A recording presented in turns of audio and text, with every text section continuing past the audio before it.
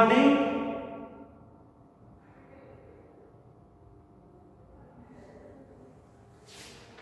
कल हमने working institutions इस लेसन में द प्रेसिडेंट यानी कि राष्ट्रपति इसकी इंफॉर्मेशन लेने की शुरुआत की थी। उसमें हमने देखा था कि हमारे प्रेसिडेंट उनको कुछ भी ऐसा नहीं है कि वो कर नहीं सकते हैं, ये हमने देखा था। लेकिन इसके बाद उनको जो पावर मिली है, उनको कोई भी कार्य करने के लिए लास्ट पैराग्राफ में हमने देखा था कि राष्ट्रपति को कौन सा भी डिसीजन या निर्णय लेना है तो उनको काउंसिल ऑफ मिनिस्टर्स की एडवाइस लेनी पड़ती है। ये लास्ट में हमने देखा था। लेकिन इससे पहले भी हमने देखा था कि राष्ट्रपति के नाम से पूरा गवर्नमेंट चलाया जाता है और इसीलिए, लेकिन प्राइम मिनिस्टर जैसे लोगों को पब्लिसिटी का दावा कर सकते हैं क्योंकि वो इलेक्टेड बाय पीपल रहते हैं, लेकिन प्रेसिडेंट ऐसा नहीं कर सकते क्योंकि उनका जो चुनाव होता है वो इनडायरेक्टली होता है। और इसीलिए ये भी हमने देखा है कि राष्ट्रपति स्टेट के प्रतिनिधित्व करते हैं और इसीलिए उनके नाम से शासन चलाया जाता है। डिसीजन काउंसिल ऑफ मिनिस्टर्स हो या मिनिस्टर्स हो ये लेते हैं, लेकिन जो लिया हुआ डिसीजन है वो राष्ट्रपति के अलावा पूरा नहीं हो सकता है। इतनी पावर्स उनको मिली है। उनमें ये भी हमने देखा है कि राष्ट्रपति देश के जो भी प्रमुख पद होते हैं उनकी अपॉइंटमेंट करते हैं और ये भी हमने देखा है। साथ में ये भी देखा है कि the president supervises the overall functioning of all the political institute in the country. मतलब हमारे देश के जो राजनीतिक संस्थाएं हैं, इन सब राजनीतिक संस्थाओं की वो पर्यवेक्षण भी करते हैं, सुपरविजन भी करते हैं। और लास्ट के टॉपिक में जैसे हमने देखा है कि वो भारत के जो प्रमुख पद रहते हैं, जैसे कि सुप्रीम कोर्ट के जज रहते हैं या स्टेट के हाई कोर्ट रहता है, उनके जज की अपॉइंटमेंट भी वो करते हैं। और तीनों दलों के प्रमुख तो वो रहते हैं, ये हमने देखा है, लेकिन तीनों दलों के जो प्रमुख रहते हैं उनकी भी अपॉइंटमेंट उन्हीं से की जाती है, ये हमने देखा था। इसके बाद हर एक स्टेट में गवर्नर होता है और उस गवर्नमेंट की अपॉइंटमेंट भी राष्ट्रपति करते हैं। साथ साथ में हमें ये भी देखा है कि हमारे राष्ट्रपति को ब्रिटेन की महारानी जैसे उनका जैसा बिहेवियर रहता है वैसा ही कहा गया है। ये क्या इसका मीनिंग यह है कि जैसे कि भारत में कौन सा भी अगर राष्ट्रीय त्योहार रहता है, जैसे कि हम इंडिपेंडेंस या रिपब्लिक डे हो या किसी की अपॉइंटमेंट हो, या हम फॉर एग्जांपल इसमें से देखें इनमें से कोई भी अपॉइंटमेंट हो, यहाँ पे समारोह जब होता है तो उस समारोह में वो अपनी उपस्थिति दर्शाते हैं। उनके उपस्थिति के बिना ये प्रोग्राम नहीं हो सकता है और इसीलिए यहाँ कहा है। यहाँ तक हमने जानकारी ली थी। तो यहाँ आगे हम देखने वाले हैं, देखो, but we should remember that the president exercises all this power only on the advice of the council of ministers। मतलब यहाँ तक कि हमने देखा है कि इतने बड़े डिसीजंस, इतने बड़े अथॉरिटीज या पावर प्रेसिडेंट को मिलती है, लेकिन वो जो भी पावर की इस्तेमाल करते हैं तो उन्हें काउंसिल ऑफ मिनिस्टर्स की परमिशन या एडवाइस, परमिशन तो नहीं बोल सकते हैं लेकिन एडवाइस वो जरूर बोल सकते हैं। और इसीलिए यहाँ कहा है कि प्रेसिडेंट जो भी डिसीजन लेते हैं उनको काउंसिल ऑफ मिनिस्टर यानी कि मंत्री परिषद की सलाह लेनी पड़ती है। उनकी सलाह लेने बगैर वो अपना डिसीजन नहीं ले सकते हैं। उसके बाद है the president can ask the council of minister to reconsider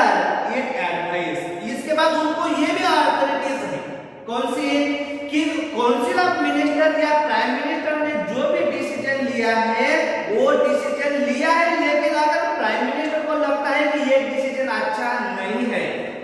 तो उनको ये इतना पावर जरूर है कि वो काउंसिल ऑफ मिनिस्टर से कहते हैं कि ये दोबारा इस पर सलाह विचार होना चाहिए, ऐसा उनको ऐसा ये जरूर कहते हैं। और इसीलिए यहाँ कहा है कि the prime minister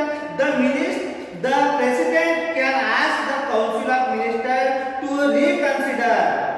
it's advice, मतलब राष्ट्रपति मंत्री परिषदों को अपनी सलाह पर पुनर्विचार करने का एडवाइस दे सकते हैं कि ये भी आपने डिसीजन लिया राष्ट्र के लिए या देश के लिए अच्छा ही है, लेकिन ये आपने जो भी डिसीजन लिया है उस डिसीजन पर अगर और अच्छा कुछ विचार होता है तो बहुत अच्छा हो सकता है। मतलब minister of council of minister ने जो भी डिसीजन लिया है और वो प्रेसिडेंट के पास गया है तो प्रेसिडेंट उनको रीएडवाइस करने का रिकंसिडर यानी कि पुनर्विचार करने की सलाह दे सकते हैं। But if the same advice is given again, लेकिन देखो जैसा कि राष्ट्रपति को अधिकार है कि मंत्री परिषद ने जो भी डिसीजन लिया है उनको पूरा दोबारा उनको उस डिसीजन पर पुनर्विचार करना चाहिए, ऐसा वो कह सकते हैं, इसलिए वो उनको एडवाइस या मैसेज भेज सकते हैं। लेकिन अगर पार्लियामेंट या मंत्री परिषदों ने अगर जो पहला डिसीजन उन्होंने राष्ट्रपति के तरफ दिया था तो अगर वही डिसीजन दोबारा वंस अगेन और राष्ट्रपति के पास अगर भेजते हैं तो क्या होता है, she is bound to act according to it. मतलब पहली बार हमने देखा कि राष्ट्रपति को इतने पावर है कि वो एडवाइस को दोबारा पुनर्विचार करने के लिए सलाह दे सकते हैं मंत्री परिषदों को, लेकिन मंत्री परिषद ने वही डिसीजन अगर दोबारा राष्ट्रपति के पास भेजा, उनमें से चेंजेस कोई भी नहीं किया हो तो अगर उनमें से कोई भी चेंजेस उन्होंने किया नहीं और उन्होंने राष्ट्रपति के पास दोबारा वही बिल अगर पास किया हो या सेंड या भेज दिया हो तो राष्ट्रपति को उन पर उस जो बिल है उस पर सम्मति देनी ही पड़ती है। यानी कि यहाँ में क्या देखने को मिलता है कि राष्ट्रपति को अधिकार तो है लेकिन लिमिट में अधिकार है, ऐसा भी हमें लगता है। मतलब उस पावर में हमें कुछ लिमिटेशन भी लगते हैं, वो कैसे और यह आगे सेंटेंस बताया है, देखो। But in the same advice given again, she is bound according to it. Similarly, मतलब इसी प्रकार a bill passed by the parliament becomes a law only after the president given assent to it. मतलब राष्ट्रपति द्वारा, मतलब राष्ट्रपति के पास parliament ने जो भी विधेयक या बिल भेजा है राष्ट्रपति के अलावा उनको मंजूरी नहीं मिल सकती है। राष्ट्रपति ही उनको वो बिल पास करते हैं, लेकिन राष्ट्रपति को अगर मंजूरी रही तो ठीक है, लेकिन अगर पार्लियामेंट ने पारित किया है जो बिल, लेकिन राष्ट्रपति की मंजूरी के बाद ही उसका लॉ में रूपांतर होता है। अगर किसी भी बिल को काउंसिल ऑफ मिनिस्टर ने राष्ट्रपति के पास भेजा है, अगर राष्ट्रपति ने उसको मंजूरी नहीं दी, जब तक राष्ट्रपति या प्रेसिडेंट उस पर साइन या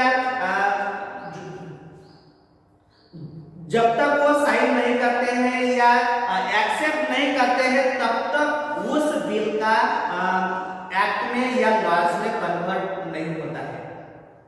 लेकिन उसके भी कुछ लिमिटेशन यहाँ में देखने को मिलते हैं, जैसे कि पहले हमने देखा कि एक बिल हमने राष्ट्रपति को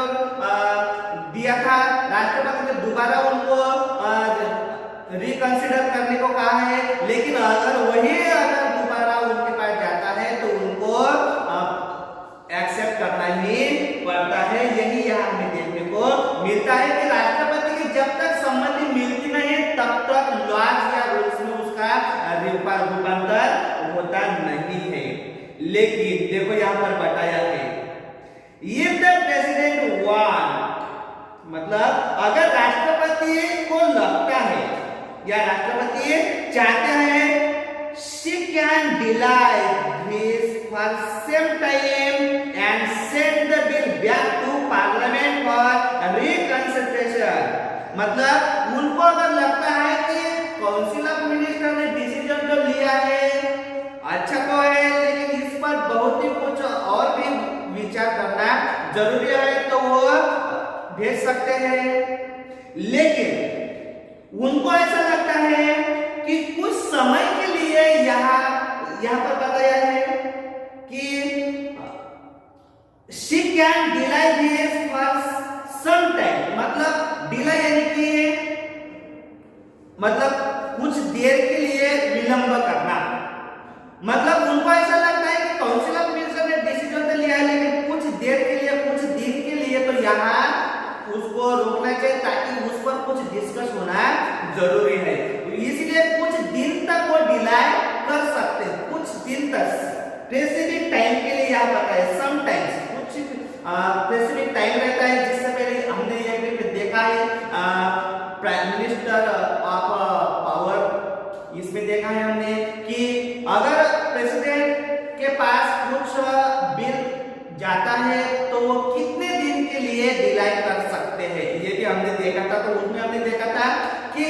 नियर अबाउट 14 डेज के लिए वो डिले कर सकते हैं, लेकिन 14 दिन के बाद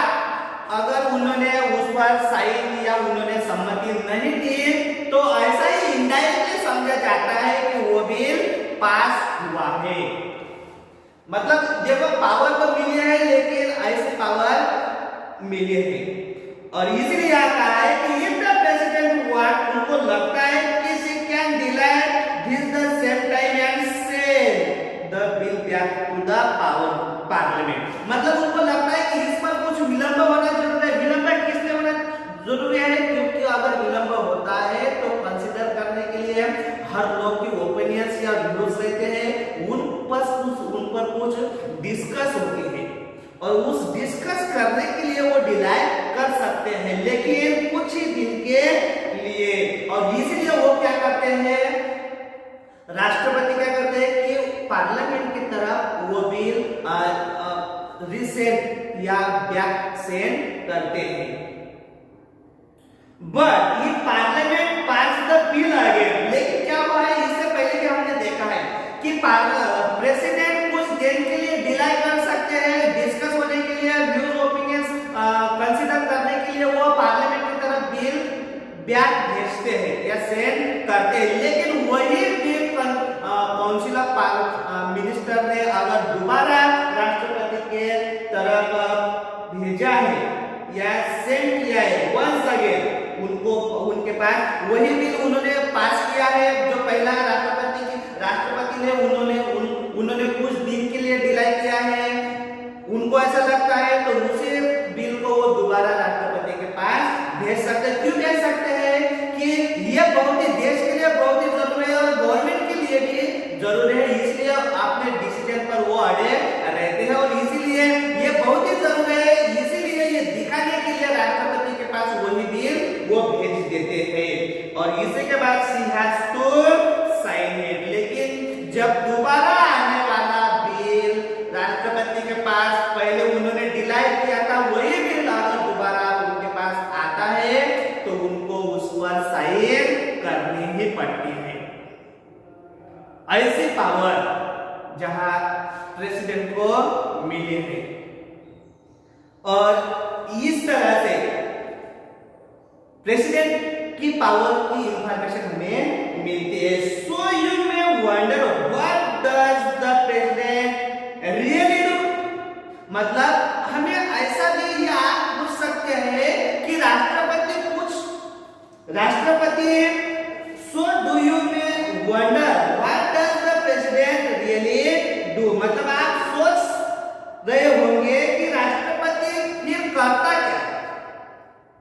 इतनी पावर है, देश के पहले नागरिक भी वो है, इतने बड़े गवर्नर रहते हैं या जज रहते हैं, कमांडोज रहते हैं, इनकी अपॉइंटमेंट भी वो करते हैं, यानी कि प्राइम मिनिस्टर पूरा काउंसिल ऑफ मिनिस्टर की अपॉइंटमेंट भी वो करते हैं, देश के पहले नागरिक भी होते हैं, और इसके बावजूद उनको हर ज्यादा से ज्यादा वो 14 दिन के लिए या 14 डेज के लिए वो डिलाई कर सकते हैं एनी बिल्स, या रिजेक्ट तो नहीं कर सकते लेकिन डिलाई कर सकते हैं। तो इससे हमें पता चला अगर दोबारा वही बिल राष्ट्रपति के पास आता है तो उनको साइन करते ही पड़ते हैं, और इसीलिए ये सोचकर हमें ये क्वेश्चन मिलता है कि क्या राष्ट्रपति कुछ क्या करते रहेंगे, मतलब कुछ क्या काम वो करते हैं या नहीं, क्या she do anything on her own at all, मतलब क्या वो अपने विवेक से her own at all यानी कि अपने विवेक से कुछ काम करते हैं या नहीं। विवेक यानी क्या कि उनको कुछ जैसा भी कॉन्स्टिट्यूशन ने पावर दी है उस पावर के हिसाब से उनको डिसीजन लेना पड़ता है, लेकिन ऐसा कुछ सिचुएशन निर्माण होता है हमारे देश में कि उस वक्त हम बोलते हैं कि हमारा डिसीजन मेकिंग जो ये तत्व है ये होना बहुत ही आदमी में जरूरी रहता है। तो फिर राष्ट्रपति को ऐसा कुछ डिसीजन मेकिंग ऐसा कुछ रहता है, ऐसे कुछ सिचुएशन आती है कि नहीं आती है कि वो अपने ओर से अच्छा सा निर्णय उनको जैसा लगता है वैसा ही निर्णय जब फॉलो करते हैं या नहीं करते हैं, ऐसी सिचुएशन आती है कि नहीं है। तो यही हमें आगे बताया है क्या कि जब उनको चाहिए अपना स्व विवेक से वो कुछ ऐसे कार्य कर सकते हैं। इससे पहले अभी तक हम जिस इंफॉर्मेशन ली है वहां तक तो राष्ट्रपति ने अपने विवेक से एक ही कार्य नहीं किया है, एक ही एक्टिविटी नहीं की है। हर ज्यादा से ज्यादा उनको जो पावर दी है तो उनमें से ये का हमें पता है तो ज्यादा से ज्यादा डिलाई कर सकते हैं काउंसिल ऑफ मिनिस्टर के बिल्स को, इससे ज्यादा हद तक यहाँ हमें नहीं मालूम होता है। लेकिन आगे यहाँ बताते हैं कि ऐसे कुछ देश में सिचुएशन रहती है कि वो अपने आप वो क्या करते हैं विवेक से काम कर सकते हैं, यानी कि should do on her own. क्या करते हैं फिर अपॉइंटमेंट द प्राइम मिनिस्टर, मतलब अपने विवेक से वो ये काम जरूर करते हैं। कौन से करते हैं वो काम? प्राइम मिनिस्टर को अपॉइंटमेंट दे सकते हैं। हमें ये भी मालूम है कि लोकसभा में जिस राजनीतिक या पॉलिटिकल पार्टी को मेजॉरिटी रहती है उसी राजनीतिक दल के जो लीडर्स रहते हैं उनको प्राइम मिनिस्टर बनते हैं, ये हमें मालूम है। लेकिन अगर लोकसभा इलेक्शन में किसी भी पॉलिटिकल पार्टी को अगर मेजॉरिटी नहीं मिली तो फिर किसको वो प्राइम मिनिस्टर बनाएंगे? यस, जो डिसीजन है इसी डिसीजन को या आप ओन डिसीजन कह सकते हैं, विवेक से जो अपने उनको अगर लगता है कि शायद ऐसा डिसीजन मुझे लेना है या ऐसा हो सकता है तो उसी को ओन डिसीजन या ओपिनियन कह सकते हैं। ये उनको जरूर पावर दी हुई है, और उसको पावर नहीं कहते तो उसको इस विवेक से कहा है कि उनको अगर लगता है कि ऐसा करना चाहिए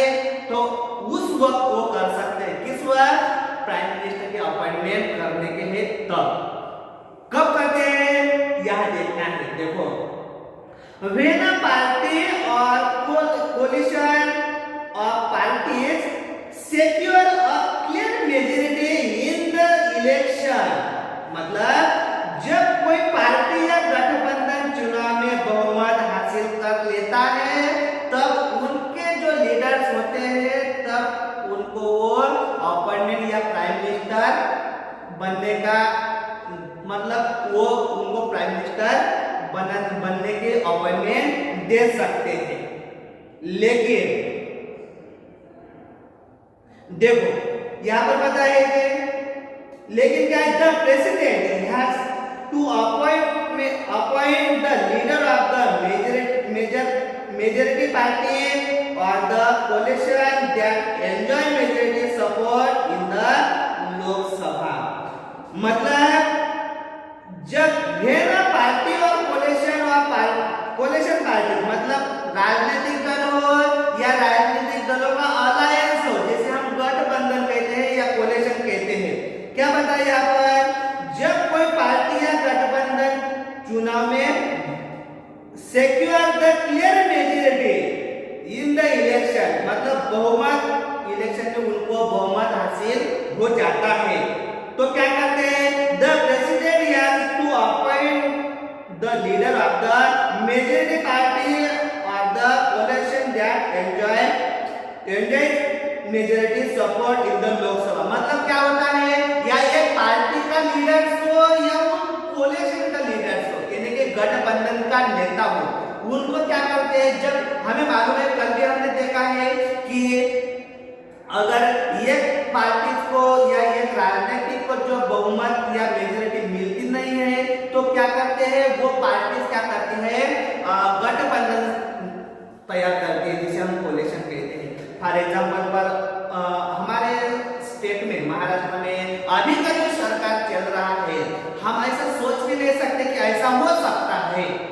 लेकिन राजनीति में हमें ऐसा भी देखने को मिलता है कि जो हम सोच नहीं सकते वो जरूर हो सकता है। फॉर एग्जांपल हमारे महाराष्ट्र का जो अक्टूबर 2020 में जो सरकार आया है, वो सरकार महाराष्ट्र का ऐसा ही एग्जांपल हमें देखने को मिलता है। क्या हुआ उस वक्त, इस टॉपिक के फर्स्ट पेज पर हमने देखा है कि नेशनल लेवल पर जैसे सिचुएशन होते हैं, ऐसे ही हमें कंपेयर करने हैं स्टेट लेवल से, और इसी के आधार हमें यहाँ एग्जांपल लेना है। क्या पता है, देखो हमें यहाँ देखने को मिला है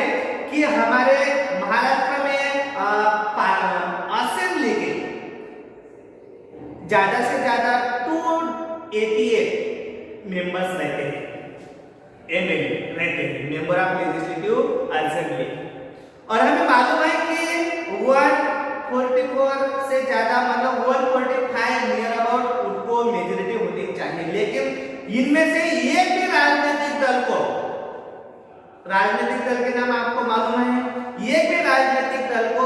मेजोरिटी नहीं मिले। ज्यादा से ज्यादा लार्जेस्ट सिंगल पार्टी 105 तक गई है, जिसे हम बीजेपी देवेंद्र फडणवीस के नेतृत्व में उन्होंने इलेक्शन लिया था या लड़ा था, वो 105 तक गई थी, लेकिन 145 40 एमएलए उनके पास कम थे। लेकिन गवर्नर को क्या लगा है, आपको मालूम है गवर्नर कौन है, उस गवर्नर को क्या लगा है कि BJP highest single largest party है, तो वो जरूर क्या कर सकते हैं, कोलिशन के जरिए गवर्नमेंट स्थापित कर सकते हैं। तो इसलिए उन्होंने क्या किया, सुबह हमें सब मालूम है कि इतने जल्दी हम सोच भी नहीं सकते कि समारोह का, सीएम का समारोह जब रहता है तब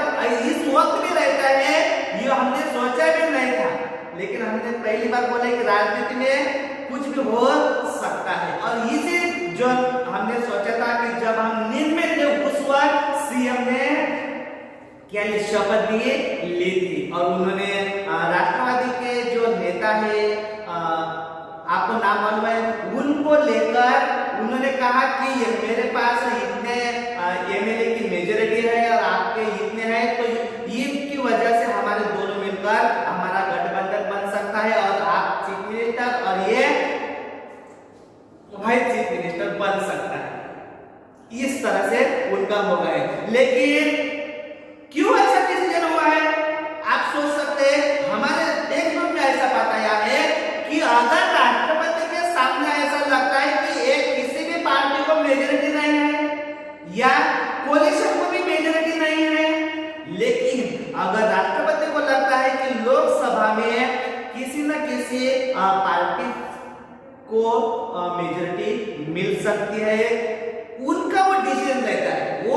जिसे हम विवेक कहते हैं। विवेक से डिसीजन वो कब लेते हैं, उनको ऐसा लगता है इस इलेक्शन में इस गठबंधन को या इस पार्टी को शायद मेजोरिटी मिल सकते हैं, तो कुछ दिन के लिए समय वो देते हैं। जैसा कि इससे पहले महाराष्ट्र में गवर्नर ने बीजेपी को कुछ दिन दिए थे, उसके बाद राष्ट्रवादी कांग्रेस को कुछ दिन दिए थे, बस दोनों के दिए थे। थर्ड पार्टी जो थी कांग्रेस, उनको तो उन्होंने समय दिया ही नहीं था। उसके बाद बहुत बहस हुई है, ये भी हमें पता है। लेकिन हमें यहाँ अगर राष्ट्रपति वहां डिसीजन ले सकते हैं, तो यहाँ पे गवर्नर डिसीजन ले सकते हैं और सेम है। लेकिन फर्क इतना है कि वो नेशनल लेवल पर रहते हैं और जो गवर्नर रहते हैं वो स्टेट लेवल पर रहते हैं, लेकिन डिसीजन एक ही रहता है। गवर्नर ने क्या सोचा होगा कि शायद बीजेपी गठबंधन बना सकती है, मेजोरिटी उनको मिल सकते हैं, इसलिए उन्होंने क्या किया कि उनको ऐसा लगा, उनका डिसीजन सही या गलत ये हम नहीं सोचने वाले हैं, ये ध्यान में रखो। आप बोले, आप कहेंगे कि सर वो तो एक ही रात का समारोह था, उसके दिन वो तो सरकार दूसरा गठबंधन हो गया, ये हम नहीं सोचते। हम क्या सोचते हैं कि विवेक से काम करना कितना अच्छा है और कब लेना जरूरी है, कौन सी सिचुएशन आती है तब वो विवेक से काम करता है, तो ये सिचुएशन आ सकते हैं। हम नहीं सोच सकते, मैं नहीं बता सकता कि गवर्नर का वो जो डिसीजन था वो गलत है या अच्छा है, ये नहीं बता सकता। ये मेरे ओन ओपिनियन भी कह सकता हूँ या मेरे व्यू से अगर मैं बता सकता हूँ, लेकिन जो सही है गलत ये नहीं बता सकते। लेकिन उनको विवेक से काम करने के लिए परिस्थिति या सिचुएशन निर्माण या पैदा हुई थी। और इसी तरह से अगर लोकसभा में हुआ है, तो लोकसभा में भी प्रेसिडेंट डिसीजन ले सकता है कि कौन से पार्टी या गठबंधन को मेजोरिटी मिल सकती है। उनको ऐसा लगता है तो उन गठबंधन या पार्टी के जो लीडर्स रहते हैं उनको वो क्या कर सकते हैं, प्रेसिडेंट बना लेते हैं। यहाँ पर बताया है, देखो, when no party no position get a majority in the Lok Sabha, मतलब जब किसी पार्टी या गठबंधन को लोकसभा में बहुमत नहीं होता है, तब वो सोच सकते हैं, विवेक से काम कर सकते हैं। The president exercises her discretion, देखो डिस्क्रिटेशन यानी कि विवेक भी कह सकते हैं या दूरदृष्टि कह सकते हैं हम मराठी में। दूरदृष्टि यानी कि ऐसा बोलते हैं कि ऑन द स्पॉट डिसीजन, मतलब निर्णय क्षमता उसको कहते हैं कि हमको अभी लगता है कि अब ऐसा करना है, अगर हम वो उस वक्त डिसीजन अच्छा लिया है तो हम बोल सकते हैं कि इस व्यक्ति ने कितना डिसीजन ऑन द स्पॉट ये ले सकता है। उस डिसीजन से हमारी कार्य क्षमता दूसरों को दिखती है और इसी को डिस्क्रेशन कहते हैं या विवेक से डिसीजन लेना ऐसा भी कहा जाता है। और यह बताया है कि द प्रेसिडेंट एक्सरसाइजेज हर डिस्क्रिटेशन, यानी कि राष्ट्रपति अपने विवेक से काम तब करता है जब किसी भी दल या किसी भी कोलिशन को मेजॉरिटी नहीं रहती है। देखो, the president appointment the leader who in her opinion, देखो यहाँ पर बताए हर ओपिनियन, उनको क्या लगता है, यहाँ तक कि हमने जो भी प्रेसिडेंट की पावर देखी है उनमें से उन्होंने ज्यादा से ज्यादा एडवाइस लिया है या एडवाइस लिया है काउंसिल ऑफ मिनिस्टर का। लेकिन अभी तक यहाँ तक तो लोकसभा की इलेक्शन है, तो जब तक अपॉइंटमेंट नहीं रहते तब जो सरकार रहता है उनको भी कोई डिसीजन लेने का अधिकार नहीं रहता है। इसीलिए इनको सलाह देने के लिए भी कोई रहता नहीं है। खासतौर पर हम पॉलिटिकल एग्जीक्यूटिव के बारे में अगर सोचते हैं या कंसीडर करते हैं तो। और इसीलिए यह बताया है कि the president appointment a leader who in her opinion can muster majority support in the Lok Sabha, मतलब उनको ऐसा लगता है, वो ओपिनियन यहाँ पर कहा बताया है कि उनको अगर लगता है कि लोकसभा में ये लीडर्स या ये पार्टी या ये गठबंधन हर एक प्रकार का रहता है। जिससे पहले के अगर हम भारत की या हम हमारे भारत की अगर नेशनल लेवल पर अगर हम गठबंधन कह सकते हैं तो दो ही गठबंधन है, जैसे कि बीजेपी के प्रणीत या भाजपा की ओर से एनडीए कहा जाता है, और कांग्रेस के ओर से जो गठबंधन है जिसे हम यूपीए कह सकते हैं। इस तरह से भारत में दो प्रकार के गठबंधन रहते हैं, और इस गठबंधन ये दो गठबंधन रहते हैं, लेकिन हमें मालूम है कि इस गठबंधन में बहुत सारे राजनीतिक दल या पॉलिटिकल पार्टीज रहती है, और दूसरी ओर भी बहुत सारे राजनीतिक या पॉलिटिकल पार्टी रहते हैं। अगर उनको लगता है कि किसी न किसी या दोनों में से ये सब गठबंधन या पॉलिटिकल पार्टी को मेजोरिटी मिल सकते हैं, तो उस वक्त वो उनके ओपिनियन से क्या कर सकते हैं, वो प्राइम मिनिस्टर को चुन सकते हैं। इस तरह से देखो, इन सच केस मतलब ऐसे मामले में, ऐसे केसेस जब निर्माण होते हैं, तब ऐसे मामले में वो क्या करते हैं, the president can ask the newly appointment, मतलब ऐसे परिस्थिति में राष्ट्रपति नवनियुक्त प्रधानमंत्री से एक मतलब क्या करते हैं कि ask the newly appointment prime minister to prove majority support in the Lok Sabha within a specific time. देखो, इससे पहले हमने महाराष्ट्र का एग्जांपल लिया है, यहाँ पर स्पेसिफिक टाइम बताया है। स्पेसिफिक टाइम यानी कि इससे पहले हमने आपको बताया है कि महाराष्ट्र में ऐसी सिचुएशन आ रही थी कि नियर अबाउट 48 डेज हो गए थे, मतलब लगभग 1.5 महीना हो चुका था इलेक्शन के बाद महाराष्ट्र में 2020 में। 1.5 महीना होने के बावजूद भी कोई भी राजनीतिक दल सरकार बनाने के लिए तैयार सब थे, लेकिन उनको कोalition बनाना नहीं आता था। और हमें मालूम है कि चेयर्स की वजह से हमें कितना मिनिस्ट्री कितनी मिलेगी, हमें कौन सा डिपार्टमेंट मिलेगा, इनके वजह से सोच समझकर वो डिसीजन नहीं लेते हैं जल्दी, और इसे डिसीजन लेते लेते नियर अबाउट महाराष्ट्र में 48 डेज के ज्यादा दिन हो चुके थे, और उसी दिन महाराष्ट्र में राष्ट्रपति राजवट जिसे हम कहते हैं वो भी शुरू हो गई। मतलब क्या है कि स्पेसिफिक पीरियड दिया जाता है इलेक्शन के बाद, जब इलेक्शन के रिजल्ट आते हैं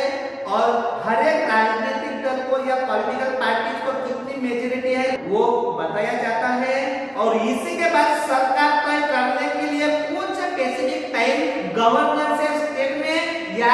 सेंट्रल गवर्नमेंट में राष्ट्रपति या प्रेसिडेंट वो क्या करते हैं, स्पेसिफिक टाइम देते हैं। क्या करते, कौन सा स्पेसिफिक टाइम कि 5 दिनों के अंदर या 2 दिनों के अंदर, फॉर एग्जाम्पल अगर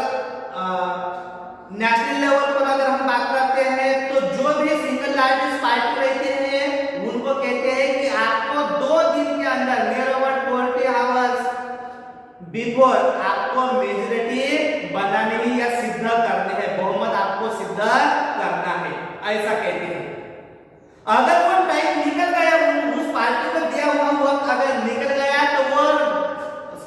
स्टेट में गवर्नर और वहां पे सेंटर में राष्ट्रपति क्या करते हैं, जो सेकंड लार्जेस्ट पार्टी रहती है उनको टाइम देते हैं उनका होने के बाद, और कहते हैं कि आपको अगर अच्छी तरह से अगर हम बताते हैं तो हमें ऐसा मानना जरूरी है कि अगर सिंगल लार्जेस्ट पार्टी को उन्होंने 48 आवर्स दिए हैं, तो उनको जब सेकंड लार्जेस्ट पार्टी रहते हैं तो उनको भी कितना टाइम मिलेगा, 48 आवर्स ही टाइम देना चाहिए। लेकिन उनको अगर लगता है कि उनको 48 घंटे दिए हैं, लेकिन उनको अगर 12 घंटे दिए हैं, तो उन पर डिपेंड रहता है। ये रहता है ओपिनियन, उनको जो विवेक से काम करते हैं जिसको विवेक कहते हैं, इस तरह से। लेकिन ऐसा नहीं करना चाहिए। अगर एक पार्टी को आप जितना टाइम देते हैं बहुमत सिद्ध करने के लिए, तो आपको इंसानियत के तौर पर, गवर्नमेंट के तौर पर नहीं, इंसानियत के तौर पर आपको दूसरे दल को भी उतना ही टाइम देना चाहिए। उसके बाद क्या होता है, उनको अगर वो टाइम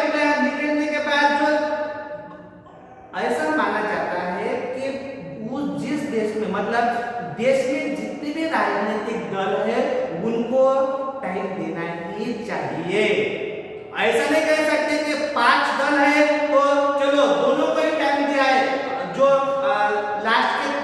3 बाकी है, पार्टीज बाकी है, उनको टाइम नहीं दिया है। क्यों नहीं दिया जाता कि वो पहले तय कर लेते हैं कि ये मेजोरिटी नहीं मिला सकते, ये तय करते हैं। लेकिन मेजोरिटी कौन करते हैं? मेजोरिटी वो बनाते हैं, लेकिन तय ये करते हैं। और इस तरह से